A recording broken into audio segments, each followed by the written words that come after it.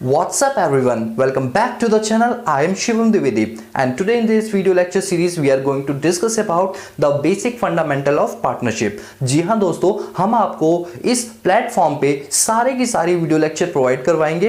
पूरी पार्टनरशिप, पूरी company accounts, पूरी फाइनेंशियल स्टेटमेंट हम कवर अप करेंगे और 100% सिलेबस को उठाते हुए चलेंगे। कोई भी चीजें स्किप नहीं होंगी, बस आपका साथ मुझे चाहिए। वीडियो को टिल एंड तक देखना, पूरा कंप्लीट सिलेबस मैं कराऊंगा आप लोगों को, पूरा कंप्लीट। ठीक है दोस्तों, ये वादा है मेरा और मैं आपसे कमिटमेंट करता हूं कि बहुत ही जल्दी हम अपना एंटायर सिलेबस पूरा कंप्लीट कर लेंगे। तो चलिए दोस्तों, बिना देरी के शुरू करते हैं आज का चैप्टर। दोस्तों आज के चैप्टर का नाम है हमारा फंडामेंटल ऑफ पार्टनरशिप। तो दोस्तों ये पार्टनरशिप क्या होती है, आपने कई बार ये वर्ड सुना होगा पार्टनरशिप पार्टनरशिप, लेकिन आज हम गहन डिस्कशन करेंगे इसके बारे में कि पार्टनरशिप रियलिटी के अंदर क्या होती है। दोस्तों याद रखना, मेरे जो पढ़ाने का तरीका होगा अकाउंट्स के अंदर वो ये होगा कि बुक में क्या लिखा है मुझे उससे फर्क नहीं पड़ता। पहले मैं आपको बताऊंगा उसका बेसिक फंडामेंटल, जिससे आपका बेस बिल्डअप हो जाएगा।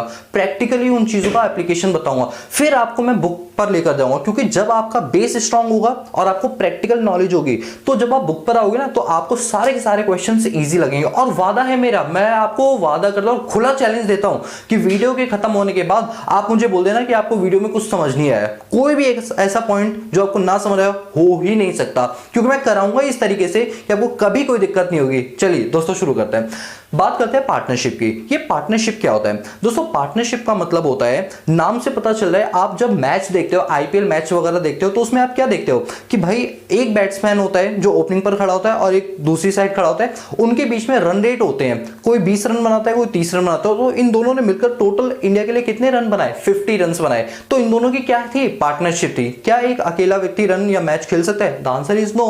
तो हमने उसे क्या बोला? पार्टनरशिप बोला। और आपने कई बार सुना होगा मैच के अंदर बोलते हैं इन दोनों की ना पार्टनरशिप बहुत अच्छी है। तो पार्टनरशिप अच्छी का मतलब क्या? इन दोनों का जोड़ा जोड़ी अच्छी लग रही है? नहीं नहीं नहीं, यहां पर पार्टनरशिप का मतलब क्या था? दोनों मिलकर बहुत अच्छा रन रेट स्कोर खड़ा कर देते हैं। ठीक उसी तरह जब हम कोई बिजनेस करना चाहते हैं तो हम बिजनेस कभी अकेले नहीं कर पाते, और अगर हम अकेले करते भी है ना, तो 11th क्लास में याद है आपने सोल प्रोप्राइटरशिप की अकाउंटिंग की थी, जिसमें आपने ट्रेडिंग अकाउंट, पीएनएल अकाउंट और बैलेंस शीट बनाई थी। तो कभी भी नोटिस करना उसमें फिगर्स करोड़ों में नहीं होती थी। क्यों? क्योंकि वो अकेले बंदे की अकाउंटिंग होती थी, जिसे बोलते थे सोल प्रोप्राइटरशिप। दोस्तों मैं गली में अपनी एक शॉप खोल लेता हूं, तो उस शॉप की एक लिमिटेशंस है कि मैं अपना बिजनेस एक्सपेंड करूंगा ना, तो मैं अकेला बंदा कितने लेवल तक जा सकता हूं, मेरी एक लिमिटेशंस है। लेकिन अगर मैं उसके बियॉन्ड जाना चाहता हूं दोस्तों, वहां पर मुझे एक साथी की जरूरत पड़ेगी। जीवन साथी की नहीं, बिजनेस वाले साथी की। तो जब उसकी जरूरत पड़ेगी तो मैं एक और बंदे के साथ मिलकर वो काम करूंगा और उस ऑब्जेक्टिव तक पहुंचने की कोशिश करूंगा। दोस्तों जो हम दोनों मिलकर काम कर रहे हैं ना दोस्तों, इसी को बोलते हैं पार्टनरशिप। मैं आपको पार्टनरशिप का एक एग्जांपल बताऊं, बहुत ही बढ़िया। चलो मैं बताता हूं। जैसे हम बात करते हैं बाटा की। दोस्तों जब बाटा इंडिया में मैन्युफैक्चरिंग यूनिट के अंदर आई, तो बाटा सबसे पहले एक सोल प्रोप्राइटरशिप थी। लेकिन जब उसने देखा कि उसकी जो चप्पलें हैं वो बिकना शुरू हो रही हैं, अब वो चाहता था बाटा की जो सेल है वो पूरी ऑल ओवर इंडिया में हो जाए। तो उन्होंने अपनी उस चीज को बढ़ाने के लिए क्या किया? फिर उन्होंने पार्टनरशिप की। फिर देखा पार्टनरशिप से भी वो चीजें नहीं संभली, तब उन्होंने कंपनी क्रिएट की। इसका मतलब एक क्रोनोलॉजी समझना। सबसे पहले बंदा अपनी सोल प्रोप्राइटरशिप खोलता है क्योंकि उसका एक लेवल छोटा होता है, वो रिस्क नहीं उठाना चाहता, वो अकेले ही सब कुछ कर लेगा क्योंकि उसका अभी बिजनेस एक्सपेंड नहीं हुआ है। जब उसका बिजनेस एक्सपेंड होता है, उसे 2 3 4 लोगों की जरूरत पड़ती है, जिसकी हेल्प से वो अपने बिजनेस को और ज्यादा इंप्रूव कर सकता है और ज्यादा एनहांस कर सकता है। उसे बोलते हैं पार्टनरशिप। जब और भी ज्यादा इनहांस हो जाता है, मल्टी स्टेट में वो अपनी यूनिट्स खोलना चाहता है, तो उसे खोलनी पड़ती है कंपनी। यानी ये एक सीक्वेंस होती है। तो अब हम बात करेंगे पार्टनरशिप क्या होती है, क्योंकि इतने एग्जांपल से आपका बेस तो क्लियर हो गया, ये तो कंफर्म है। तो बात करते हैं पार्टनरशिप। दोस्तों पार्टनरशिप का मतलब होता है जब 2 या 2 से ज्यादा लोग मिलकर किसी काम को करते हैं, और वो काम को करने के लिए कोई भी एक व्यक्ति या बाकी सारे व्यक्ति सेम लायबल होंगे, दैट इज कॉल्ड पार्टनरशिप। अब देखना, मैं अपना और आपका एग्जांपल ले रहा हूं। आप और मैं हम दोनों मिलकर एक बिजनेस स्टार्ट करते हैं। बिजनेस किस चीज का है? शूज का है मान लो, ठीक है। हम दोनों ने मिलकर शूज का बिजनेस किया। अब क्या हुआ कि अगर मैं किसी डीलर के पास जाके कोई ऑर्डर उठा लाता हूं कि भाई देखो तुम मुझे 100 जूते बनाने का ऑर्डर दो, हम बना के तुम्हें दे देंगे। मैं जा रहा हूं वो सारी डील करने के लिए, तो याद रखना उस डील के लिए लायबल मैं तो होऊंगा ही होऊंगा, और मेरे साथ साथ आप भी लायबल होगे। आपके किए के ऊपर मैं भी लायबल होऊंगा और मेरे करने पर आप भी लायबल होंगे। यानी हम दोनों एक दूसरे के लिए क्या होंगे? लायबल होंगे। आप मना नहीं कर सकते कि ये तो डील शिवम ने की थी, तो शिवम इसके लिए लायबल होगा और फ्यूचर में लॉस होगा। नहीं नहीं दोस्तों, मैं भी लायबल होऊंगा लॉस के लिए और आप भी लायबल हो गए। यही पार्टनरशिप की खास बात है कि कोई भी एक व्यक्ति काम करेगा ना, उसके लिए लायबल पूरी पार्टनरशिप होगी। मान लो पार्टनरशिप में 2 लोग हैं, 3 लोग हैं, 4 लोग हैं, किसी एक ने कोई गलती की है तो उसके लिए पूरी पार्टनरशिप लायबल होगी। याद रखना। बोलो क्लियर हुआ?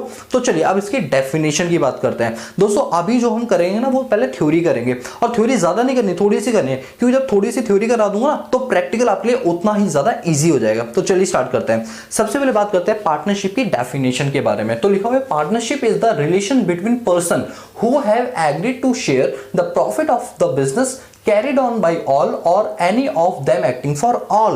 आराम से, मुझे कोई जल्दी नहीं है भगाने की, कोई जल्दी नहीं है, ठीक है? ध्यान से पढ़ो। पार्टनरशिप क्या होता है? एक रिलेशन होता है। किसके बीच में रिलेशन होता है? 2 व्यक्तियों के बीच में या 2 से ज्यादा व्यक्तियों के बीच में। अगर मैं और आप ही मिलकर बिजनेस कर रहे हैं तो 2 व्यक्ति, मैं, आप और आप, हम तीनों लोग कर रहे हैं तो ये क्या हो गया? 2 से ज्यादा हो गया। तो पार्टनरशिप हमेशा रिलेशनशिप होता है व्यक्तियों के बीच में जो भी काम एक साथ कर रहे हैं, और वो अपना जो फायदा होता है उसको शेयर करते हैं। जरूरी नहीं कि इक्वली प्रॉफिट हो सकता है मैं ज्यादा प्रॉफिट लूं, आप कम लो, हो सकता है आप ज्यादा लो या मैं कम लूं, और हो सकता है हम सब इक्वली लें। तो यानी कोई भी पार्टनरशिप करता है तो उसका मोटिव क्या होता है? प्रॉफिट मोटिव होता है। बात समझ रहे हो? तो वही लिखा हुआ है पार्टनरशिप एक ऐसा रिलेशनशिप होता है जिसमें व्यक्ति एग्री करता है टू शेयर द प्रॉफिट, कि वो अपने प्रॉफिट को शेयर करेगा, क्योंकि उसके अकेले का धंधा नहीं है, वो साथ मिलकर करे तो उसे अपना प्रॉफिट शेयर करना पड़ेगा। ऑफ अ बिजनेस, घर का प्रॉफिट नहीं, बिजनेस का profit, carried on by all, फिर चाहे वो सारे लोग चलाएं और any of them acting for all, या फिर उसके बिहाफ पे बाकी लोग चलाएं। ये जो लाइन है ना, इस पर से आपका एमसीक्यू बनेगा। मैं आपको बता रहा हूं, आपके बोर्ड्स के एग्जाम में यहां से एमसीक्यू बनेगा। कैसे बनेगा वो सुनो। वो एक केस स्टडी देगा और उस केस स्टडी में कहेगा ABC are 3 partner in a partnership firm, their profit sharing ratio is 3:2:1। अभी क्या है 3:2:1 वो छोड़ दो, उनकी प्रॉफिट शेयर रेशियो 3:2:1 है। उसने कहा कि मिस्टर ए ने कोई एक डील की और उस डील को करने से पार्टनरशिप फर्म को क्या हुआ? लॉस हुआ। तो ये लॉस क्या ए बियर करेगा या तीनों लोग बियर करेंगे? ABC। तो बताओ आप लोग क्या कहोगे? बिल्कुल सही, तीनों के तीनों लोग बियर करेंगे। ए बियर नहीं करेगा, क्योंकि ए के करने पर कोई लॉस होता है तो तीनों को बियर करना पड़ेगा, बी के करने पर भी लॉस, ABC तीनों को बियर करना पड़ेगा, क्योंकि हम एक ही हैं, हम एक दूसरे के एजेंट भी हैं, एक दूसरे के प्रिंसिपल भी हैं। तो एक की गलती सभी को, कहते हैं ना केक कटेगा सब में बटेगा, गलती एक की सजा सबकी, समझ लो यहां पर यही रूल अप्लाई होता है। दोस्तों यहां पर लिख लो गलती एक की और सजा सबकी, मतलब कोई गलती करेगा लेकिन सजा सबको मिलेगी। क्योंकि ये लाइन लिखने पर ना आपका बेसिक स्ट्रांग हो जाएगा बहुत ज्यादा। थ्योरी का कोई क्वेश्चन आपके बोर्ड में आ जाए आप पूरा अटेम्प्ट कर लो, वादा है मेरा। लिख लो ये वर्ड्स जो मैं बोलता हूं ना, तुरंत के तुरंत लिख लो, क्योंकि जब बाद में आप रिवीजन करोगे तो मेरी क्लास को बार बार नहीं देखोगे, उस टाइम क्या करो, यही कीवर्ड्स देख के आपको अंदाजा लगे, अच्छा सर ने ये वाला एग्जांपल दिया था। क्लियर है? अब मैं पूरी चीज को कंप्रेस करता हूं। पार्टनरशिप एक रिलेशनशिप होता है पर्संस के बीच में, वो किस चीज के लिए? प्रॉफिट को शेयर करने के लिए। किसके प्रॉफिट को? बिजनेस प्रॉफिट को। और एक व्यक्ति के द्वारा या सभी व्यक्तियों के द्वारा जो भी काम किया जा रहा है वो लायबल होगा पार्टनरशिप के लिए। बोलो क्लियर? ये थी पार्टनरशिप की डेफिनेशन।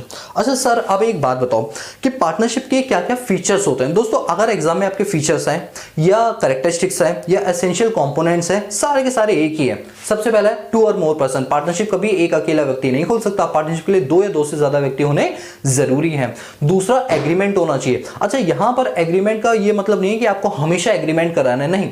अगर मैं और मेरा भाई एग्रीमेंट पार्टनरशिप करना चाहता हूं तो मैं भाई के साथ थोड़ी एग्रीमेंट करूंगा। मुझे लगता है यार भाई और मेरा ब्लड रिलेशन है, हमारे बीच रिलेशंस बहुत अच्छे हैं, मैं एग्रीमेंट जैसी बात करूं तो उसके दिल पे ठेस पहुंचेगी, तो चलो ठीक है भाई एग्रीमेंट करूंगा, मुंह से कर लूंगा। मैं मुंह से कैसे करूंगा? मैं कहूं भाई एक काम करते हैं हम दोनों मिलकर ना ये बिजनेस कर लेते हैं, बस हो गया एग्रीमेंट। कौन सा एग्रीमेंट है? ओरल एग्रीमेंट है। ओहो सर इसका मतलब एग्रीमेंट ओरल और रिटन दोनों हो सकते हैं। हाँ आपकी मर्जी है। मुझे अगर ट्रस्ट नहीं है, फ्यूचर में डिस्प्यूट होने के चांसेस हैं, तो मैं एग्रीमेंट कैसे करूंगा? रिटन करूंगा, बकायदा पार्टनरशिप डीड बना के करूंगा। क्या होती है अभी बताऊंगा। अगर मुझे उस पर बहुत ज्यादा ट्रस्ट है, मैं अपनी वाइफ के साथ, अपनी गर्लफ्रेंड के साथ, अपने ब्रदर के साथ, अपनी सिस्टर के साथ अगर कोई पार्टनरशिप करता हूं, मुझे उन पर पूरी तरह से ट्रस्ट है, तो मैं क्या करूंगा? ओरल एग्रीमेंट करूंगा। लेकिन आज की डेट में ट्रस्ट वाली कोई चीज नहीं होती, हर बंदा रिटन ही एग्रीमेंट कराता है। बट हाँ बुकों में अभी भी लिखा हुआ है कि आप एग्रीमेंट ओरल भी कर सकते हो और रिटन भी कर सकते हो। थर्ड है लॉफुल बिजनेस। बिजनेस आपका लॉफुल होना चाहिए, ऐसा ना हो कि हम किडनैपिंग का काम करेंगे, बताओ किसको किडनैप करना है, 2 करोड़ की फिरौती दो और हम किडनैप कर लेंगे। No no no no, lawful business होना चाहिए। चलो सर लॉफुल बिजनेस की बात करते हैं, तो चरस, गांजा, अफीम, ये सारी की सारी सप्लाई हम करेंगे। हमारी पार्टनरशिप फर्म का यही उद्देश्य है कि दुनिया में, वो भारत में हर बंदे के पास चरस, गांजा वांजा, फुक्का, सारी चीजें हो। तो दोस्तों नो, ये लॉफुल बिजनेस नहीं है। बिजनेस कैसा होना चाहिए आपका, लॉफुल होना चाहिए, ठीक है, तभी आपकी पार्टनरशिप सही मानी जाएगी। प्रॉफिट शेयरिंग, याद रखना पार्टनरशिप का मेन मोटिव क्या है कि जो प्रॉफिट होगा वो सब में इक्वली डिवाइड होगा। केक कटेगा सब में बटेगा, केक कटेगा सब में बटेगा, लिख लो यहां पर, केक कटेगा सब में बटेगा, केक कटेगा सब में बटेगा। तो प्रॉफिट शेयरिंग रेशियो होना जरूरी है। Number 5, business can be carried by all. Business को चलाने के लिए एक व्यक्ति या सभी व्यक्ति ही इक्वली लायबल होंगे। एक व्यक्ति भी पूरी पार्टनरशिप चला सकता है और एक से ज्यादा व्यक्ति भी चला सकते हैं। मान लो ए बी सी 3 पार्टनर है, ए ने कोई डिसीजन लिया तो बी और सी के लिए भी लायबल होगा, बी ने डिसीजन लिया ए और सी के लिए भी लायबल होगा, इक्वली लायबल होगा, और तीनों ने लिया तो तीनों के लिए लायबल होगा, एक ने लिया तो भी तीनों के लिए लायबल होगा। इस लाइन पे ना एमसीक्यू जरूर बनेगा, और अभी मैं आपको एमसीक्यू कराऊंगा, देख लेना, उसमें कई क्वेश्चंस ऐसे टकराएंगे आपके, ठीक है। तो अभी हमने क्या किया, पार्टनरशिप सीख लिया, पार्टनरशिप के क्या एसेंशियल फीचर्स होते हैं वो भी आपको समझ आ गया होगा। अब हम बात करते हैं कुछ इंपॉर्टेंट सेक्शंस की। दोस्तों सेक्शन से पहले मैं आपको कुछ बेसिक चीजें बता देता हूं। याद रखना दोस्तों, हमारी इंडियन गवर्नमेंट जो है ना वो बड़ी समझदार है। समझदार कैसे है कि कोई भी जब लॉ बनाया जाता है ना, कोई भी जब कोई नया काम किया जाता है, हमेशा हमारी गवर्नमेंट उसके लिए एक लॉ बना देती है। जैसे अगर मैं बात करूं मेट्रो की, जैसे मेट्रो है ना, अब ये बताओ मेट्रो में आजकल जैसे कोरोना वायरस के चलते सोशल डिस्टेंसिंग चल रही है, अगर उसका किसी ने पालन नहीं किया तो उसको बकायदा चालान कटता है। आप वहां पे स्प्लिट कर दो, थूक दो कि आपने एकदम से खाई शिखर पान मसाला और लेकर लगे कोने हो कर आए जाके, तो बेटा वहां पे चालान कटेगा तुम्हारा। नीचे बैठे हो फ्लोर पे तो चालान कट जाएगा। मतलब मेट्रो में कई सारी चीजें, रूल्स एंड रेगुलेशन है। बताओ ये रूल्स एंड रेगुलेशन कौन बनाता होगा? मेट्रो स्टेशन का मैनेजर बनाता होगा, मालिक बनाता होगा? नहीं दोस्तों, ये अथॉरिटी कौन देता है? उन्हें एक्ट देती है। जैसे डीएमआरसी एक्ट है हमारा, उस एक्ट में चीजें लिखी हुई है कि भैया ऐसा करने पर ये प्रावधान है, ऐसा करने पर ये प्रावधान है। तो इन्हें हर चीज की एक गवर्निंग बॉडी होती है जिसे बोलते हैं एक्ट। क्या बोलते हैं? एक्ट बोलते हैं। जैसे हम बात करें, अगर एज अ बिजनेसमैन मैं किसी के साथ कोई कॉन्ट्रैक्ट करता हूं, तो ये बताओ कल को उसने कॉन्ट्रैक्ट तोड़ दिया या काम नहीं किया, मुझसे पैसे ले लिए काम नहीं करके दिया, या मैंने पैसे ले लिए और मैंने ही काम नहीं किया, तो ऐसे में कौन से रूल्स एंड रेगुलेशन मैं फॉलो करूंगा? उसके लिए गवर्नमेंट ने एक एक्ट बनाया हुआ है जिसका नाम है इंडियन कॉन्ट्रैक्ट एक्ट 1872 1872। ठीक उसी तरह से पार्टनरशिप फर्म को चलाने के लिए जो रूल्स एंड रेगुलेशन फ्रेम किए गए हैं उनको नाम दिया जाता है पार्टनरशिप एक्ट 1932। बोलो समझ आया? तो पार्टनरशिप एक्ट 1932 क्या है? ये एक ऐसी गवर्निंग बॉडी है जो पार्टनरशिप से रिलेटेड सारे के सारे रूल्स एंड रेगुलेशन को क्या करती है? गवर्न करती है। क्या करती है? गवर्न करती है। इसमें सारे रूल्स एंड रेगुलेशन लिखे हैं। कल को मान लो मैं और आप पार्टनरशिप में आते हो और हमारे बीच कोई डिस्प्यूट हो जाता है, चाहे 1 दिन बाद हो, चाहे 10 साल बाद हो, 20 साल बाद हो, तो उस डिस्प्यूट का निपटारा करने के लिए गवर्नमेंट ने एक एक्ट बना रखा है और उस एक्ट का नाम क्या है? Indian partnership act 1932। सर ये 1932 क्यों बोला जाता है? क्योंकि ये 1932 में बनाया गया था। यानी इस एक्ट को बनाने के लिए कौन सा ईयर चूज किया गया था? 1932। सर उससे पहले हमारे पास कोई एक्ट ही नहीं होता था। हाँ दोस्तों होता था, लेकिन इंडियन पार्टनरशिप के रिगार्डिंग नहीं होता था। लेकिन अब अंग्रेजों ने ये एक्ट बनाया था, आपको पता है, इंडियन पार्टनरशिप एक्ट 1932, क्योंकि हमारा देश 1947 में आजाद हुआ, तो उससे पहले के जितने भी एक्ट होंगे वो सारे ब्रिटिशर्स ने बनाए होंगे। ठीक है, अब ब्रिटिशर्स ने क्यों बनाए थे? क्योंकि वो अपनी ब्रिटेन से इंडिया में कुछ पार्टनरशिप्स करते थे, तो उनको गवर्न करने के लिए उन्हें इंडिया में वो एक्ट बनाना पड़ा। और देखो हम कितने आलसी हैं कि हमने उस एक्ट में थोड़ी थोड़ी चेंजेस किए। आज भी हमारी हिम्मत नहीं है उस एक्ट को चेंज करने की पूरी तरह से। तभी देखो क्या लिखा है? 1932 लिखा है। खैर हमें उससे कोई मतलब नहीं है, बट फिर भी आपकी नॉलेज के लिए मैंने बता दिया कि हमारी इंडियन गवर्नमेंट ने अभी तक उसमें कोई खास चेंजेस नहीं किए, थोड़े बहुत माइनर चेंज किए, लेकिन पूरा एक्ट बदलने की जहां जरूरत है वहां वो बदलते ही नहीं है। इतने ज्यादा सुस्त लोग हैं वो लोग। चलिए कोई बात नहीं। तो अब आपको समझ आ गया कि हमारी पार्टनरशिप को गवर्न करने के लिए कौन सा एक्ट चलता है? Partnership act 1932। लिख लो कॉपी के टॉप मार्जिन में पार्टनरशिप एक्ट 1932, क्योंकि मैं आपको हर चीज बड़ी डिटेल में कराने वाला हूं ताकि बोर्ड्स में 90+ अकाउंट्स में। और ये वादा है मेरा वादा है, मैं कमिटमेंट कर रहा हूं कि अगर आपने ये वीडियो देख ली और आपकी 90 से कम आए तो मेरा नाम बदल देना। बट ये है कि आप मेरे जैसी मेहनत करोगे तो। अब मान लो आप कह रहे हो कि नहीं हमारे तो 89 है, अब अपना नाम बदलो, ऐसे नहीं है। आप मेहनत करो प्रॉपर, मैं आपको हर चीज बड़ी डिटेल में कराऊंगा और वादा है 90+ लेकर आओगे आप 100%। मैं आपको सैंपल पेपर भी करवाऊंगा, मैं आपको इवन अपने बनाए हुए सैंपल पेपर्स भी आपको प्रोवाइड करूंगा, हर चीज दूंगा और देख लेना 90+ आप लेकर आओगे, गारंटी है मेरी। चलिए बात करते हैं कि पार्टनरशिप एक्ट में कुछ इंपॉर्टेंट सेक्शंस हैं, सेक्शंस होते हैं जैसे पैराग्राफ्स होता है ना, हम उनको एक्ट में क्या बोलते हैं, सेक्शंस बोलते हैं।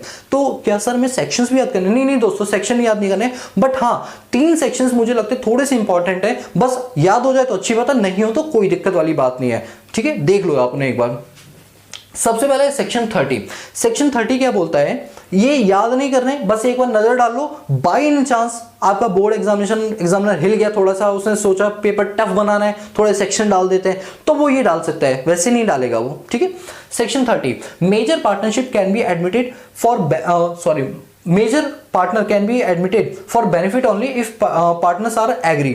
अच्छा ध्यान देना, ये मेजर नहीं है, ये एक्चुअली माइनर है, ये मुझसे गलती से ना मेजर लिख गया है, मैं इसको चेंज कर देता हूं, ये एक्चुअली में माइनर है, ठीक है, आप इसको प्लीज सही कर लेना, ये माइनर है आपका। वो क्या कहता है, वैसे हम जानते हैं कि हमारे इंडियन कॉन्ट्रैक्ट एक्ट 1872 में लिखा हुआ है कि माइनर के साथ एग्रीमेंट करना बिल्कुल ही वैलिड नहीं होता, वो हमेशा एग्रीमेंट वॉइड माना जाता है, क्योंकि जो माइनर होता है ना वो इस लायक ही नहीं कि वो एग्रीमेंट कर पाए, और आप उसे पार्टनरशिप फर्म में एंटर करने चाहते हो, फिर चाहे एग्रीमेंट ओरल हो या रिटर्न हो, तो आप नहीं कर सकते हो, क्योंकि एक लॉ ने हमें पहले ही मना कर रखा है। तो अगर आप फिर भी एडमिट कर लेते हो तो याद रखना 2 चीजें होंगी। सबसे पहला, आपको एडमिट करने के लिए सभी पार्टनर से पूछना पड़ेगा, जब सभी पार्टनर एग्री होंगे तभी उस पार्टनर का एडमिशन होगा। किसका? माइनर का एडमिशन तब होगा जब सारे के सारे पार्टनर क्या होंगे, उस चीज के लिए एग्री होंगे, ठीक है। नंबर 2, माइनर जब भी कोई एग्रीमेंट करेगा तो वो हमेशा फायदे के लिए लायबल होगा, लॉस के लिए लायबल नहीं होगा। सर ये कुछ बात जमी नहीं, मैं बताता हूं, मैं जमाता हूं अच्छे से, दही सुनो। A, B और C, we are 3 partner in a partnership firm and we are the major partner, जिन्होंने 18 साल की एज अटेन कर ली है, and we want to admit Mr. D which is a minor person, उसकी 16 साल समझ लो, वो माइनर पर्सन है। अब हम उसे एडमिट तो कर लेते हैं, मैंने तीनों से पूछा, तीनों ने कहा हाँ कर लो, कोई बात नहीं, कोई दिक्कत नहीं। लेकिन जब वो एडमिट होगा तो याद रखना, अगर हमारी पार्टनरशिप हमको लॉस होता है, याद कर लो, हमारी पार्टनरशिप हमको लॉस होता है तो उस लॉस में हिस्सेदारी डी को नहीं देनी पड़ेगी, हम तीनों ही लॉस बियर करें, क्योंकि माइनर को एडमिट करने का एक रूल है कि माइनर प्रॉफिट के लिए तो लायबल है लेकिन लॉस के लिए लायबल नहीं है। मतलब अगर हमारी पार्टनरशिप फर्म को प्रॉफिट होगा तो उसको हिस्सा देना पड़ेगा, लेकिन अगर लॉस होगा तो उसको लॉस में बियर करने की जरूरत नहीं, because he is a minor. ये पावर कौन देता है? ये पावर सेक्शन 30 देता है। कौन से एक्ट का? इंडियन पार्टनरशिप एक्ट 1932 का। बस छोटा सा पॉइंट है, क्या याद करना है कि भाई सेक्शन 30 क्या बोलता है? सेक्शन 30 बोलता है कि अगर आप माइनर को एडमिट करते हो तो पहले सभी पार्टनर से पूछ लो, सभी पार्टनर की कंसेंट होगी, और एक ने भी मना कर दिया माइनर को एडमिट नहीं करेंगे। दूसरा, माइनर जब भी होगा तो प्रॉफिट के लिए तो लायबल होगा, भैया प्रॉफिट जब होगा तो वो आ जाएगा एकदम से कटोरा लेकर, भैया प्रॉफिट दो। लेकिन अगर लॉस होगा तो उससे हम लॉस की रिकवरी नहीं करवा सकते हैं, वो हमेशा बेनिफिशियरी होगा। मतलब प्रॉफिट के लिए लायबल है बट लॉस के लिए लायबल नहीं है। ये राइट किसने दिया? सेक्शन 30 ने दिया, और वैसे इंडियन पार्टनरशिप एक्ट 1932 ने भी दिया है, ठीक है। सॉरी, इंडियन पार्टनरशिप नहीं, इंडियन कॉन्ट्रैक्ट एक्ट 1872 में भी इसको यही पावर मिली है। बात करते हैं सेक्शन 31 की। सेक्शन 31 है admission of partner if all partner are agree. किसी भी व्यक्ति का एडमिशन, मान लो हम 3 लोग हैं, अब हमें जरूरत है एक और व्यक्ति की, तो चौथे व्यक्ति का एडमिशन तभी होगा जब सभी पार्टनर उसके लिए एग्री करें। किसी एक ने भी मना कर दिया तो वो काम नहीं होगा, बिकॉज यार हर किसी का इक्वल राइट है ना, इक्वल राइट है, इस वजह से सभी की सहमति होना बहुत जरूरी है। Section 32, retirement of partner if according with the agreement. किसी भी व्यक्ति का रिटायरमेंट तब होगा जब वो उसके एग्रीमेंट में लिखा होगा और एग्रीमेंट के बताए हुए रूल्स एंड रेगुलेशंस के मुताबिक होगा। मैं भी बताऊंगा क्या होता है रूल्स एंड रेगुलेशन, वैसे उसे पार्टनरशिप डीड बोलते हैं। Section 69, registration of firm is optional. Agreement था, आपको अपनी पार्टनरशिप फर्म में रजिस्ट्रेशन कराना या नहीं कराना ये आपके ऊपर है। गवर्नमेंट नहीं बोलती कि कंपलसरी आपको कराना ही कराना है। अगर आपको लगता है कि आपके रिलेशंस अच्छे हैं, फ्यूचर में डिस्प्यूट नहीं हो सकता, तो एग्रीमेंट ओरल कर लो। और जब आपको लगता है डिस्प्यूट हो सकता है या कोई अननोन व्यक्ति है, उस पर इतना ट्रस्ट नहीं, उस पर इतना रिलाई नहीं करते हो, तो आप एग्रीमेंट कर लो, और वो भी कैसा? रिटर्न में। और जब आप रिटर्न में एग्रीमेंट करोगे तो आपको फर्म का रजिस्ट्रेशन भी करवाना पड़ेगा। तो आप फर्म का रजिस्ट्रेशन करवाओगे तब जब आप रिटर्न में एग्रीमेंट करो, ओरल में रजिस्ट्रेशन की जरूरत नहीं है। इसका मतलब हमारे यहाँ पर जो रजिस्ट्रेशन है पार्टनरशिप फर्म का, वो कंपलसरी नहीं है, वो वॉलंटरी है। अगर आपका मन करे तो करा लो, नहीं करे तो चलते रहने दो, चलती का नाम गाड़ी, ठीक है। तो बताओ ये समझ आए? आपको रिपीट कर देता हूं, सेक्शन से याद नहीं करने, अगर 2-3 बार पढ़ लोगे तो थोड़ा सा ठीक है। अगर एमसीक्यू आ जाता है, इनकेस पेपर बहुत ही टफ आया, तो एटलीस्ट आपको पता तो हो कौन सा सेक्शन है। 30 से लेकर 32 और 16 थोड़ा अलग हो गया। 2-3 बार करोगे अपने आप याद हो जाएगा, ठीक है। वैसे हमें सेक्शन से याद करने की जरूरत नहीं है, बट मैं चाहता हूं कि आप हमेशा सेफ्टी में खड़े हो, आपको कभी कोई दिक्कत ना आए, बस इसलिए मैंने छोटे छोटे इंपॉर्टेंट सेक्शंस आपको बता दिए। बोलो क्लियर? चलिए बात करते हैं पार्टनरशिप डीड की। ये पार्टनरशिप डीड क्या होता है दोस्तों? एक बात बताओ, मैं आप लोगों को अपनी सर्विसेज दे रहा हूं, ठीक है, और आपसे कुछ पेमेंट ले रहा हूं। एग्जांपल, आपसे कुछ पेमेंट ले रहा हूं और अपनी सर्विसेज दे रहा हूं, तो भाई हमारे बीच ना एक कॉन्ट्रैक्ट होगा। उस कॉन्ट्रैक्ट में लिखा होगा कि मैं आपको हर दिन इतनी इतनी क्लासेस दूंगा। मैं आपके साथ कॉन्टेक्ट कर रहा हूं कि आपसे मैं 1 रुपए ले रहा हूं और बदले में आपको अपनी 100 वीडियोस जो है वो दूंगा। यहां हमारे बीच क्या हो रहा है? कॉन्ट्रैक्ट हो रहा है। तो सारी टर्म्स एंड कंडीशन लिखी जाएंगी। तो जिस पेपर पे लिखी जाती है उस पेपर को बोलते हैं डीड। क्या बोलते हैं? डीड। अब वही चीज अगर पार्टनरशिप में होती है तो उसका नाम क्या हो जाता है? Partnership deed. का मतलब होता है कि किस तरीके से हम अपनी पार्टनरशिप को रन करेंगे, मतलब हमारी पार्टनरशिप में वो कौन कौन से रूल्स एंड रेगुलेशंस होंगे, क्या क्या चीजें होंगी, वो सारा का सारा ब्यौरा हम किस में लिखते हैं? पार्टनरशिप डीड में लिखते हैं। यानी अब अगर आपसे कोई पूछे कि पार्टनरशिप डीड क्या होती है, तो याद रखना, आप बता देना पार्टनरशिप डीड का मतलब वो रूल्स एंड रेगुलेशंस होते हैं। वो एक पूरा पेपर होता है, एक पूरी शीट होती है, जिसमें सारे के सारे रूल्स एंड रेगुलेशन लिखे जाते हैं पार्टनरशिप से रिलेटेड। इवन उसमें पार्टनर्स का नाम भी लिखा जाता है, पार्टनर की फोटो लगाई जाती है, नीचे सिग्नेचर किया जाता है, हर पार्टनर का रेजिडेंशियल एड्रेस और ऑफिशियल एड्रेस लिखा जाता है, उनका पैन कार्ड और आधार कार्ड नंबर लिखा जाता है। फिर रूल्स एंड रेगुलेशन आती है कि फ्यूचर में लॉस होगा तो क्या रेशियो होगी, प्रॉफिट होगा तो क्या रेशियो होगी, किसकी कितनी कैपिटल है, किसकी क्या क्या लायबिलिटी है, कौन पार्टनर को क्या काम दिया गया है, ये सारा का सारा ब्यौरा कहां लिखा जाता है? पार्टनरशिप डीड में लिखा जाता है। इसका मतलब अगर आपसे कोई पूछे पार्टनरशिप डीड क्या होती है, तो आप क्या बोलेंगे? पार्टनरशिप डीड सिंपल, देखो देखो आराम से, कोई जल्दबाजी नहीं, आराम से हो गई सारी चीजें। सुनो, पार्टनरशिप डीड का मतलब क्या होता है? ये एक रिटन डॉक्यूमेंट होता है, राइट? ये क्या होता है? एक रिटन डॉक्यूमेंट होता है जिसमें सारे के सारे रूल्स एंड रेगुलेशन लिखे जाते हैं, घर के या ऑफिस के, ऑफिस के, यानी आपके पार्टनरशिप फर्म से रिलेटेड जो भी रूल्स एंड रेगुलेशन है वो उसमें बकायदा लिखे जाते हैं, ताकि फ्यूचर में अगर डिस्प्यूट हो तो उस डिस्प्यूट का निपटारा करने के लिए हम वो बुक खोलें और कहें देखो हमने ये बात पहले ही डिस्कस कर ली थी कि अगर ऐसा हो तो ऐसा होगा, अब शांत हो जाओ, चुपचाप से ऐसे काम करो। तो पार्टनरशिप डीड बनाने का ये फायदा हो जाता है।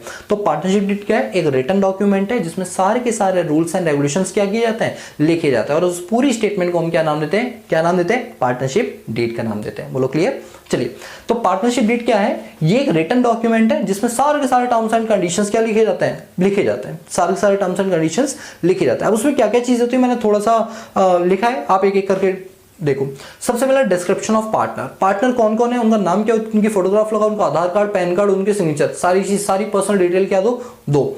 Number 2, description of firm. Firm की डिस्क्रिप्शन दो, फर्म का पैन नंबर, फर्म का पैन नंबर होता है, आधार नंबर नहीं होता, ठीक है। और इसके बाद आपकी जो फर्म है वो क्या काम करेगी, उसके क्या ऑब्जेक्टिव है, क्या लिमिटेशंस है, ये सारी चीजें आप क्या दो? लिख कर दो। किसमें? उसी डीड में। Number 3, nature of business. आप किस टाइप का बिजनेस कर रहे हो, आप मैन्युफैक्चरिंग यूनिट हो, आप ट्रेडिंग यूनिट हो, आप होलसेल मार्केट करते हो, रिटेलर हो, क्या हो आप, उसकी डिस्क्रिप्शन दो।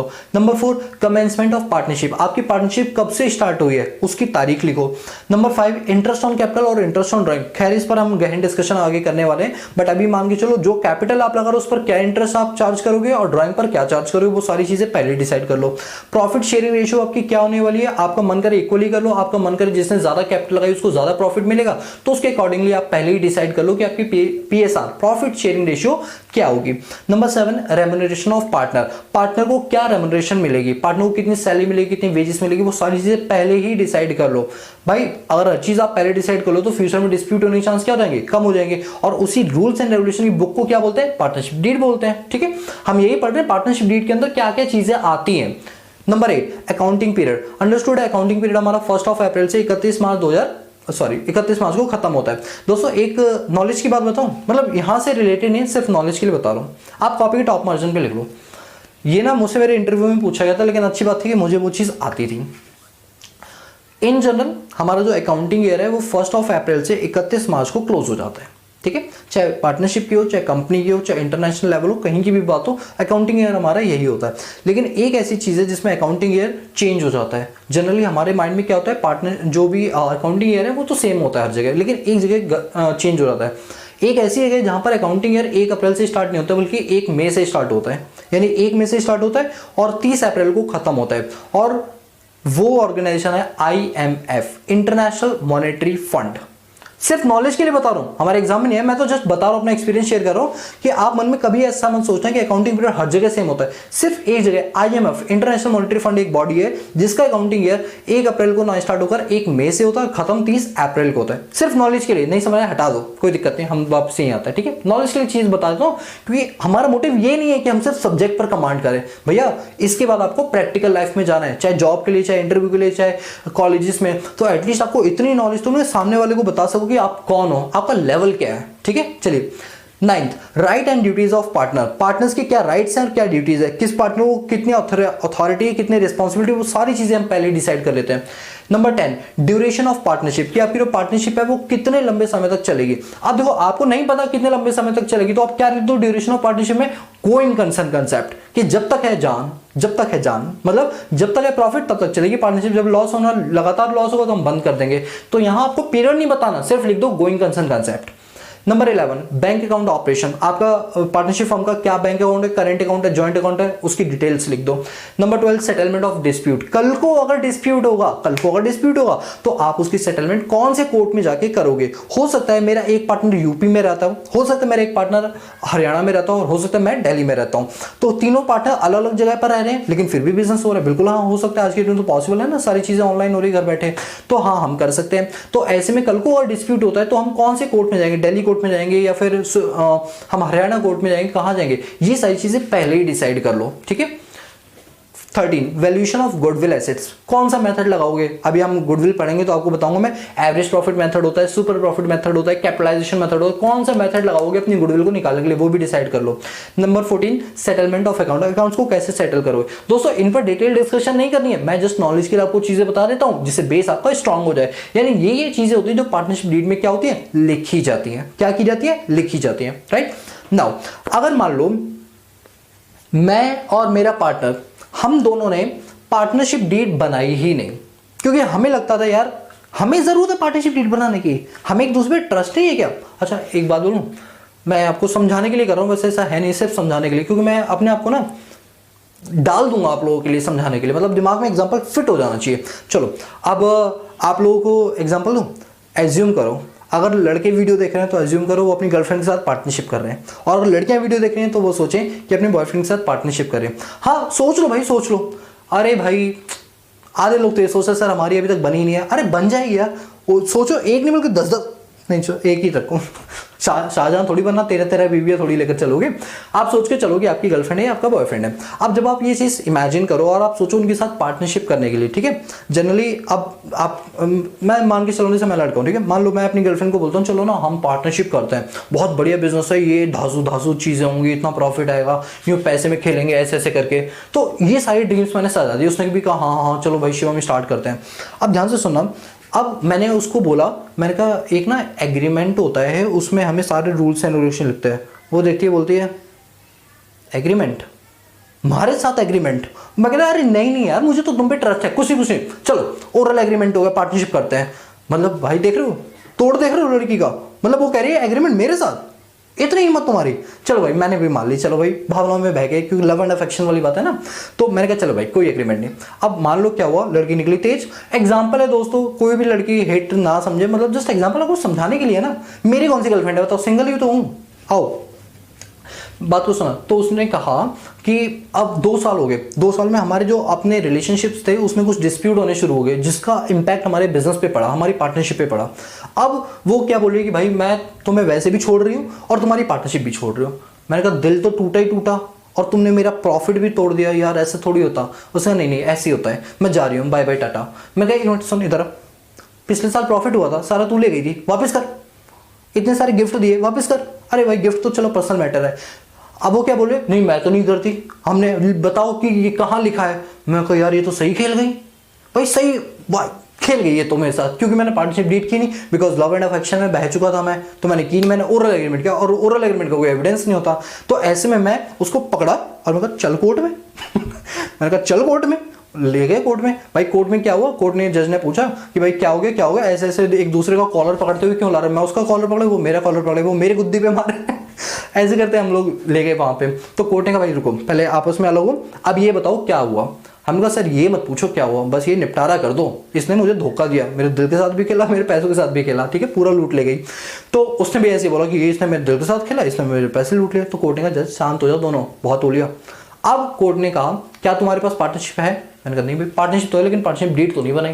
कोर्ट ने बहुत बढ़िया, अब तुमने नहीं बनाई तो शांत हो जाओ, अब जो हम बोलेंगे वो मानना।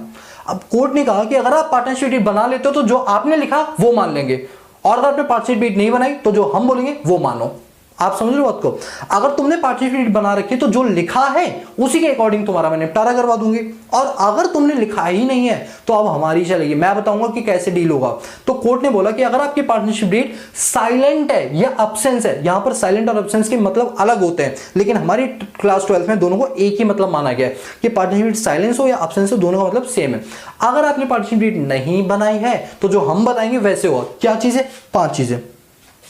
प्रॉफिट शेयरिंग रेशियो, किसी ने कितनी भी कैपिटल लगाई हो, किसी का कितना भी हिस्सा हो, हम मान के चलेंगे प्रॉफिट शेयरिंग रेशियो क्या है? इक्वली। दोस्तों एग्जाम के लिए मोस्ट इंपॉर्टेंट एमसीक्यू और थ्योरी क्वेश्चन यहीं से बनेंगे, एमसीक्यू और थ्योरी के क्वेश्चन यहीं से बनेंगे। प्रॉफिट शेयरिंग रेशियो क्या होगा? इक्वली होगा। इंटरेस्ट ऑन कैपिटल नहीं दिया जाएगा, इंटरेस्ट ऑन ड्राइंग नहीं दी जाएगी। अगर कोई लोन है इंटरेस्ट ऑन लोन तो 6% पर एनम है, आपने कुछ भी डिसाइड किया हमें उससे कोई मतलब नहीं है, 6% पर एनम के हिसाब से है। और रेमुनरेशन ऑफ पार्टनर मतलब सैलरीज वगैरह नहीं दी जाएगी, नॉट एट ऑल। यानी कि अगर आपने पार्टनरशिप डीड बना रखे तो जो आपने लिखा है वही मान लेंगे, और आपने पार्टनरशिप डीड नहीं बनाई है तो जो हम बोले वो मानो। 5 चीजें मेरे साथ याद कर लो, 5 चीजें। ये बताओ सैलरी मिलेगी? नहीं मिलेगी। इंटरेस्ट ऑन कैपिटल मिलेगा? नहीं मिलेगा। इंटरेस्ट ऑन ड्राइंग मिलेगा? कदापि नहीं, बिल्कुल भी नहीं मिलेगा। 3 चीजें तो बिल्कुल नहीं मिलेंगी। चौथी चीज इंटरेस्ट ऑन ड्राइंग कितना? 6% पर एनम, 6% पर एनम। और fifth profit sharing ratio equally, 3 partner है इक्वली मिलेगा, 4 है इक्वली मिलेगा, 2 है इक्वली मिलेगा। कुछ भी हो, कितने भी कैपिटल लगाई हो, करोड़ों लगाई हो, 1 लाख लगाई हो, इंटरेस्ट जो आपकी पीएसआर है प्रॉफिट शेयरिंग रेशियो वो क्या होगी? इक्वली होगी। बोलो यहां तक की चीज समझ आई आप लोगों को कि पार्टनरशिप डीड कल को अगर साइलेंट होगी तो क्या क्या होता है। दोस्तों इस चीज को याद कर लेना, क्योंकि यहां से आपके क्वेश्चंस और केस स्टडीज बहुत बनती है एग्जाम्स के पॉइंट ऑफ व्यू से। तो चलो यहां तक की बात समझ आई आप लोगों को। अब हम स्टार्ट करते हैं अपने पास कुछ प्रैक्टिकल क्वेश्चंस जो लास्ट ईयर एग्जामिनेशन में पूछे गए हैं। तो अब हम करने के लिए आ रहे हैं क्वेश्चन। दोस्तों क्वेश्चन आपकी स्क्रीन पे आएगा, आप उस चीज को नोट डाउन कर लेना, वीडियो को पॉज करके फिर आप उसको आगे कंटिन्यू करना। तो चलिए स्टार्ट करते हैं। तो हमारा पहला क्वेश्चन है, अम्बरीश, ललित, चारू ये पार्टनर है एक पार्टनरशिप फर्म में और उनके पास कोई पार्टनरशिप डीड नहीं है। तो यहां से एक चीज समझ आ गई कि जब उनके पास पार्टनरशिप डीड नहीं है तो हम वो 5 रूल्स जो हमने सीखे थे वो लगाएंगे, ठीक है।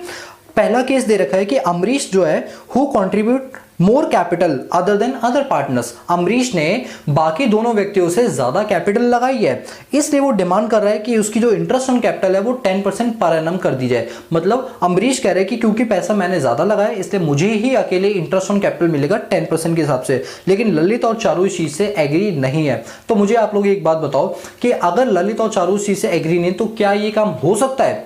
बताओ, सोचो क्या हो सकता है अगर उनकी पार्टनरशिप डीड साइलेंट हो? तो इसका आंसर है कि नहीं, ऐसा नहीं हो सकता, क्योंकि इंटरेस्ट ऑन कैपिटल जो है वो किसी भी पार्टनर को नहीं दिया जाएगा। क्योंकि जब पार्टनरशिप डीड साइलेंट होती है तो उसका एक प्रोविजन होता है कि आईओसी इंटरेस्ट ऑन कैपिटल किसी को नहीं दिया जाएगा। तो इसलिए अम्बरीश ने जो बात बोली वो बिल्कुल गलत बोली है। Now point number 2, Lalit has devoted his full time in the business and demand a salary 5,000 per month, but Amrish and Charu do not agree with him. क्या कहता है? ललित कहता है कि भाई मैं पूरे टाइम बिजनेस में बना रहता हूँ, ठीक है, तो मेरा जो प्रॉफिट शेयरिंग रेशियो है या जो मेरी जो सैलरी है वो मुझे चाहिए 5,000 रुपए पर मंथ के हिसाब से। बट बाकी 2 पार्टनर उस चीज से एग्री नहीं करते हैं। तो जब वो एग्री नहीं कर रहे हैं और दूसरी पार्टनरशिप डीड साइलेंट है, तो आप जानते हो पार्टनरशिप डीड जब साइलेंट होती है तो किसी भी व्यक्ति को जो सैलरी है यानी जो रेम्यूनरेशन है वो नहीं दी जाती है। तो ऐसे केस में जो ललित है उसको कोई भी सैलरी या कोई भी रेम्यूनरेशन नहीं दिया जाएगा। Number 3, Charu demand interest on loan 50,000 advance bye her at a market rate, interest है 12% पर एनम। एक बात बताओ, चारू डिमांड कर रहे हैं कि मैंने जो लोन दिया पार्टनरशिप फर्म को मुझे इसके अगेंस्ट 12% का रेट ऑफ इंटरेस्ट चाहिए। क्या लगता है आपको जब पार्टनरशिप डीड साइलेंट है तो इंटरेस्ट ऑन लोन मिलेगा? हाँ मिलेगा, बट 6% के हिसाब से। कितने परसेंट के हिसाब से? 6%, ये हमने ऑलरेडी पढ़ा था।